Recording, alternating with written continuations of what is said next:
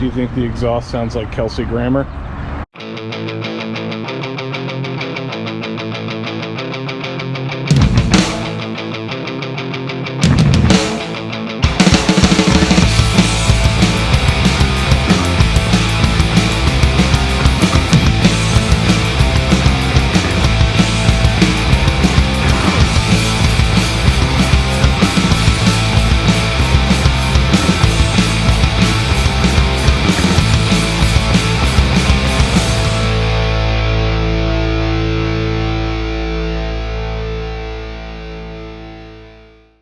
Good morning, everybody. We're here at Kinetic Auto Works. We're waiting on Mike to show up so we can wrap up the tune on this guy.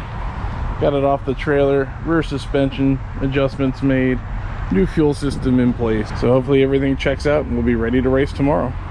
All right, so I'm still getting the hang of this whole YouTube thing. So there's going to be some weird cuts here. I apologize in advance.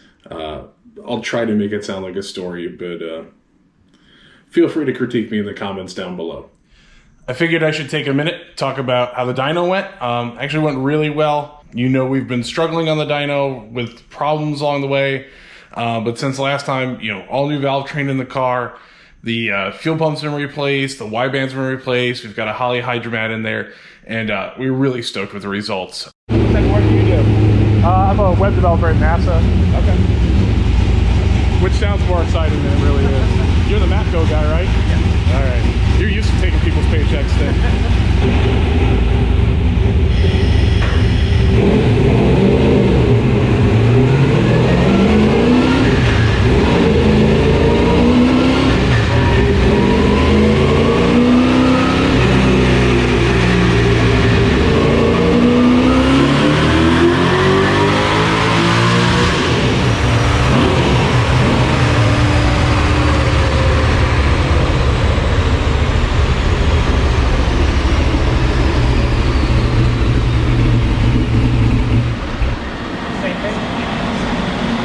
Pretty similar. Power-wise, previously we've made more. We made about 420 to the wheels last time, but it was much better weather. We had like 50% humidity when we dynoed on Saturday. So we're down, made like 390-ish, 395. I'll throw the graph up. Somewhere around there for horsepower, and torque was right around 400. So really kind of numbers in line when you consider weather. But the cool part is Mike, he found 30 more foot-pounds of torque down low. So we wrapped up the tune on the car. Everything worked great. Super stoked about it. Basically loaded up the car on the trailer at the dyno shop and got ready to head to the Philly race the next day. So I'll get Mikey in the background. So we are here. There's Greg. Hi, Greg.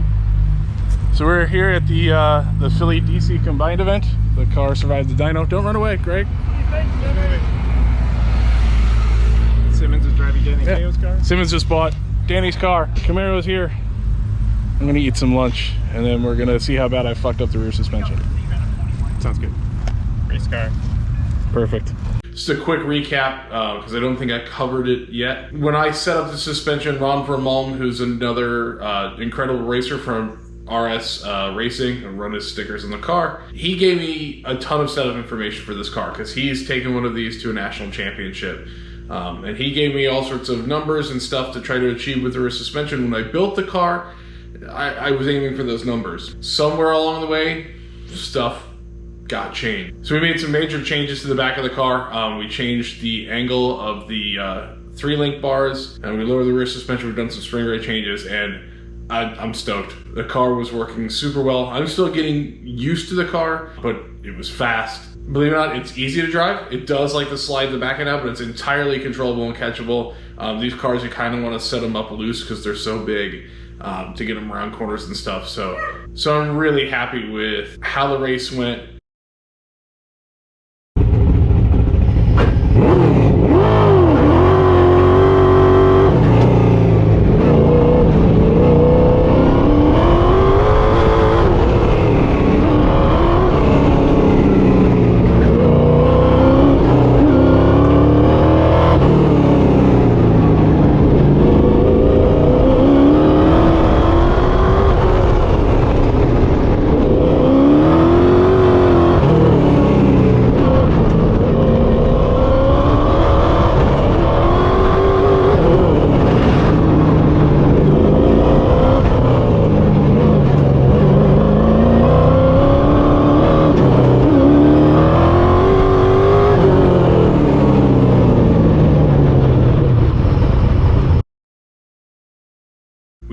back in the garage in one piece, which is awesome. That was a super long weekend.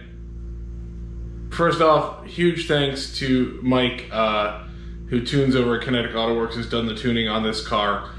We have fought gremlins, as a lot of you who follow along with this channel know, but we've got a car that works really, really well right now. He does an incredible job. I'll put his information down below if you want to check him out. He tunes not just domestic stuff. I mean, there's Civics in there making more power than this car. There's 1,000 horsepower Jeeps. I mean, the guy pretty much does it all. So totally worth it. Go see him.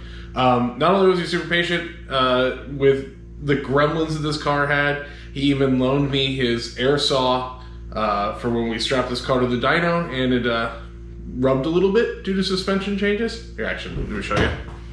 So it's not the cleanest cut. I'll clean it up a little bit later, but yeah, the things we do to make it work on a dyno. So like I said, huge thanks to Mike. Also, big thanks to Larry over at 20 Square Fab.